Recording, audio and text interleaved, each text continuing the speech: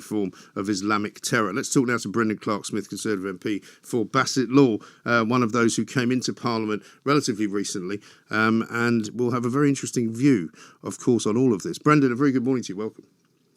Morning, Mike. Thanks for having me on today. I mean, obviously, it's a solemn weekend that we've all had. It's been a terrible time for Sir David's friends and family, and he had many friends in the area of where his constituency was. He seemed to work tirelessly for almost everybody. I mean, there's nothing really that you can say which isn't exemplary about the man. Yeah, I mean, David gave Parliament a good name and is so well thought of across the House. And even though I've not been an MP for very long, Mike, David, he would go out of his way to speak with people.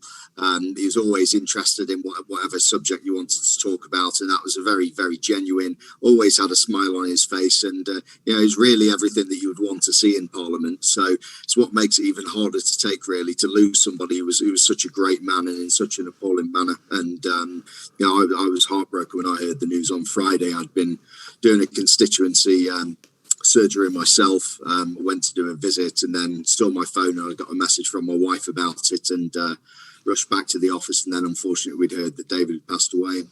I mean, at that sort of time, do you think of your own safety, Brendan? Because obviously, I'm sure an awful lot of MPs have pondered that over the course of the weekend. Yeah, and I've had the tough conversation at home, as many of my colleagues probably have, about, do you really still want to be doing this, especially when you've got young families and so on? And I'd say, well, absolutely, and we must carry on. And what we mustn't let it do, Mike, is we mustn't let it stop us having that bond with the public that we have. And it's so important that we actually get to see people, we get out and about, we get to speak to our constituents. And, we don't want to see that thrown away because the actions of one evil person who's done this. And I think there's two different issues here. There's the one, as you've said, about radicalised the terrorist approach, and then there's also a wider conversation about the abuse that members of Parliament receive, the level of political discourse and so on. So yeah, it does make you think, but I mean, certainly it's strengthened my resolve to carry on more than anything, really, and I'm sure that's what David would want as well. Well, that's right. And I mean, Priti Patel obviously has been very protective of MPs and said there's going to be conversations, I think, going on today in Parliament between yourselves and members of the police and as to what they can do to protect you. But at the end of the day, there's not very much they can do to protect you around the clock. Alistair Carmichael was speaking over the weekend, the Lib Dem MP, and he was saying, well, it's all very well having somebody with you at a constituency surgery, but, what about when you go out with your wife to the theatre or when you go out for dinner or you're sitting on a train? I mean, you can't have 24/7 security like the President of the United States of America, can you?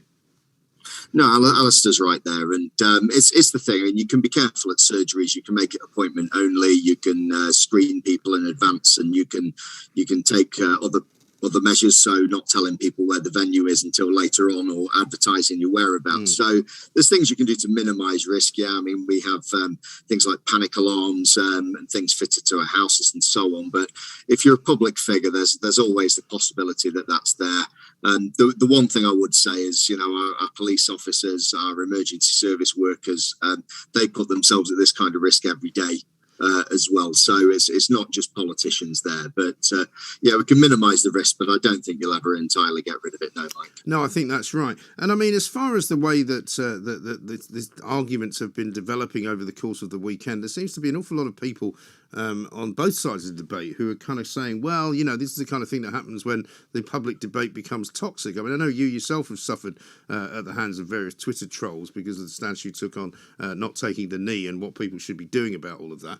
But I think there's a huge difference, isn't there, between people being rude to each other either in person or indeed on Twitter, and some maniac who's taken it upon himself to act on behalf of Allah and murder an MP because he doesn't like what he does. Yeah, absolutely. I don't think it helps with political discourse and calling people scum and so on. I always say about my political opponents, I don't think that they're scum or anything like that. I just think that they're wrong. And we just have to agree to disagree on those things. But I do think sometimes the way that discourse goes on, it can encourage bad behaviour from other people. And I get dozens of abusive emails and not very nice things written on social media. And I'm the first to admit, I can be a bit of a wind-up merchant sometimes, and I generally just brush it off. the thing for me when it crossed the line was when people started threatening members of my family. Yeah. I had a very unpleasant individual when I'd made the comments about taking the knee and criticising that, talking about kneeling on my children's necks until they were dead. And I think that's yeah, exactly. And that kind of crosses the point, I think. Yes. And were you able to figure out who that was? Were you able to get a satisfaction on that? Yeah. So they found out who he was. He was arrested and obviously punished for that. But as we say, I mean, it's part of a wider problem, this abuse of MPs. And I think there's this idea about MPs, that we're lazy or we're all on the take or so on. And they don't realise there's a human being behind that, and it encourages that kind of behaviour. But as you said, Mike, I think that's very different again from this sort of radical sort of Islamist problem which we've had for many years now, and that also needs tackling. And of course, making sure that our security services are on top of that. Yeah, and I mean, it's clearly very difficult for them because there's an awful lot of people here in this country who either have come here as a second generation or who have been radicalised while they've been here by absolute scumbags, and I'm going to call Anjem Choudhury a scumbag without fear or favour. And also there are those who will come here who have come just first time as immigrants who may have some kind of radical agenda. And it seems to me that this is a time to separate those people out and say, we need to know who they are. We need to know if they're coming here, if they have those intentions. And we need, as Boris Johnson said at Tory party conference, we should have the right to know who is entering our country. Yeah, I think calling Anjem Choudhury a scumbag is quite kind, Mike. Thank you. Absolutely. And the security services, again, if it's a long-running thing or it's planned and so on, then they can track that. But when you get these lone wolf attacks that happen all of a sudden, the more unsophisticated ones, they're the more difficult ones. But as you said, I mean, it highlights the problem that we've got really. And when people are coming into the country, we need to know who they are.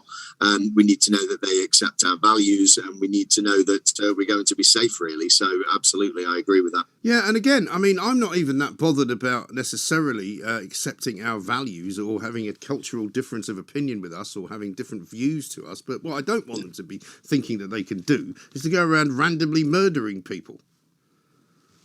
Yeah, it's appalling, I think, in any culture, really, to go and do that. So, you have to ask what kind of people are doing this, and whether that's being brainwashed and radicalised in their bedrooms or whether there's a wider issue there that needs tackling. But clearly, this isn't going to go away anytime soon, and we have to be super vigilant over it. No, of course we do. And the point is that, this guy was apparently referred to something called Prevent, which is apparently a voluntary situation whereby if you think that you might be being radicalised, you can go and talk to someone about it. I mean, it doesn't sound very hard line to me. It doesn't sound like the way to go, to be honest. No, and I'd like to hear more of that. And as you're saying, the details are still emerging, really. Saw another report that saying he'd considered looking at other members of Parliament as well. So it wasn't necessarily just one that had been picked out in that sense. So I suppose we'll only find out about this as the details emerge. But yeah, it is quite worrying that if this person's been on the radar at some point, whether he's slipped through the net or whether they ever thought there was a problem, or as you say, whether it was just a self-referral or not. But again, I'm sure this is something that the investigation is going to bring out. Yeah, and I think we were told back in the days of 7/7 that Al-Qaeda and ISIS basically had declared war on Britain. And so it is a kind of a state generally that we are in. It's not as if it's going to change. It's not as if it's going to get any better. But it certainly, I would say, puts even further pressure on Priti Patel to control those people not only who are here, who need to be up on the watch list, but to also control those coming in. And when there's no sense of that. I mean, somebody put out a tweet at the weekend saying since Sir David was murdered, another 300 people have arrived on our beaches. Now,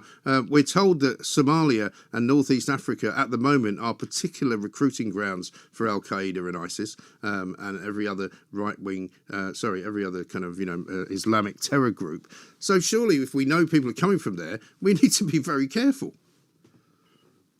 We do, yeah, absolutely. And I think this is a wider part of the law as well. I mean, even when we do know people are a threat and they're over here, actually getting rid of them is quite problematic, as we've seen. We've seen this kind of activist lawyers exhausting the appeals process. Well, in this guy's case, he was British. I mean, so you can't really get rid of him anyway, but you just need to know what he's up to.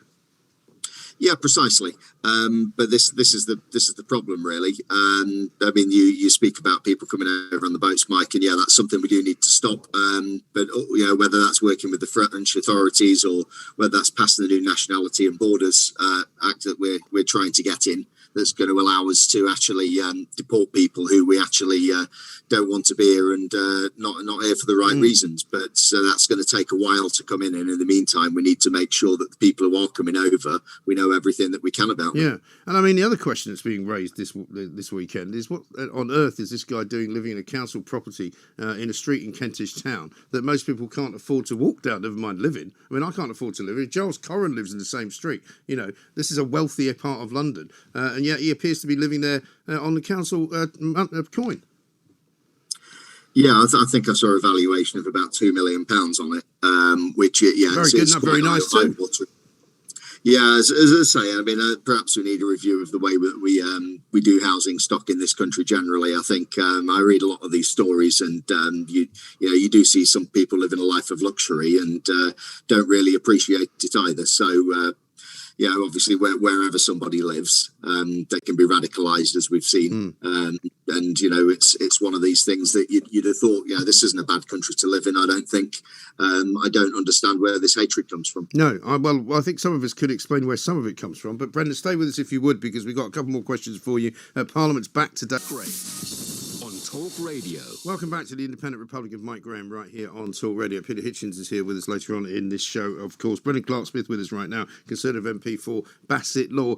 Back in the House today, Brendan, first kind of session of the new term, if you like. Obviously, there will be an awful lot of attention paid to the events of the weekend, but still many other things to talk about as well. COVID passports, vaccine passports. You know, we see the introduction today in Scotland, where apparently, even if you are exempt from getting the vaccination or you have a medical reason, you won't be able to go to a nightclub. It's like a two-tier medical system apartheid they're bringing in. What's your view of what will happen in our Parliament in the UK? I disagreed with vaccine passports. It was the idea with the vaccines generally. I've always encouraged people to get it. I've had it myself, but I've always said it's important you have a choice to do that. And as you said, you don't want this two-tier system coming in. So I'm glad that we didn't introduce it, Mike. To be honest, I was surprised that Scotland did it. I think there's just been a tendency there in Scotland to try and I think Nicola Sturgeon trying to get in there before the rest of the UK and try and sort of set the pace in terms of what's happening.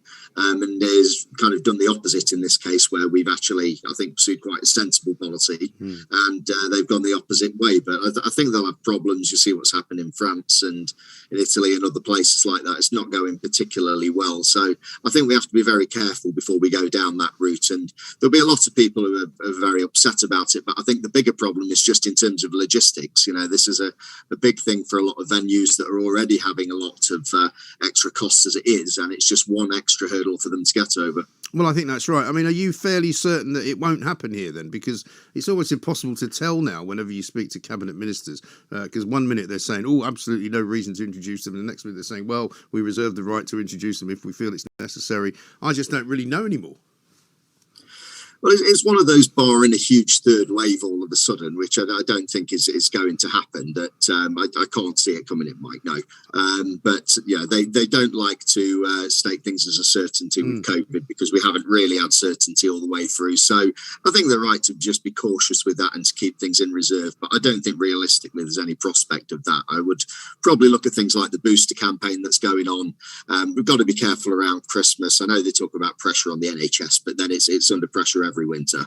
Well, exactly. I mean, we're going to hear that narrative now for a while, aren't we? I mean, today, the most ridiculous story, I think, and we're talking about it later on, is the BMA claiming that doctors who are being forced, in their words, to have face-to-face consultations with patients are suffering from discrimination and harassment. It's like, sorry, you're a doctor, go and see a patient. That's not harassment or discrimination, that's you doing your job. Yeah, I mean, I declare an interest, Mike. I'm married to one. So I do have this discussion. Well, I hope she's seeing patients face to face. Otherwise, you're going to be in trouble from me. Absolutely, and the thing is, they have been doing throughout the pandemic as well. I think maybe because there's a bit of a backlog, as we know, and because people are seeing big queues, they're not necessarily getting their phone call answered sometimes. But doctors are actually working, and I know they're getting a lot of stick at the moment, but they are pretty much flat out. And whether that's in A&E, whether that's in the departments, whether that's GPs, they are actually putting a lot of work in. So I do think it's right we give them a bit of extra support there to try and relieve it a bit, try and get that kind of that backlog of patients sorted out. But I think what the BMA is saying, I mean, they're probably reflecting some of the wider stick that doctors are getting at the moment. But in terms of face-to-face, really, I mean, that's what it's all about. Same as we were talking about. Yeah, but I mean, the only reason we're in this place, Brendan, is because the NHS is so badly run, and it needs to be run properly. And I think now is the time, if we're going to have a Tory party which is genuinely going to radicalise Britain and make Britain better, then the first thing they should do is fix the NHS, isn't it? Well, it needs reforming, certainly, yeah. I mean, you can't just keep throwing cash at something. We do spend a lot of money on healthcare in this country, and I think the problem is in the past it's been very difficult to have any sort of conversation about the NHS without people waving their arms in the air, accusing you of trying to privatise it or whatever else it is. And I've lived abroad in various countries with different systems. Lived in Scandinavia where they have a decent healthcare system, and a lot of countries do things differently to us. So doing it differently doesn't mean that you're privatising it or you're doing anything else. It just means you're looking at it like you would with any organisation. I don't see why we can't do that. Yeah, it's not just that they do it differently, it's that nobody does it the way we do it. We are single-handedly doing it this way. Nobody else thinks it's a good idea. But Brendan, great to talk to you. Thanks for coming on the show. Brendan Clarke-Smith MP, Conservative MP for Bassett Law, making an awful lot of very, very sensible points there, because that is, of course, what we do here at the Independent Republican Mike Graham. Can I also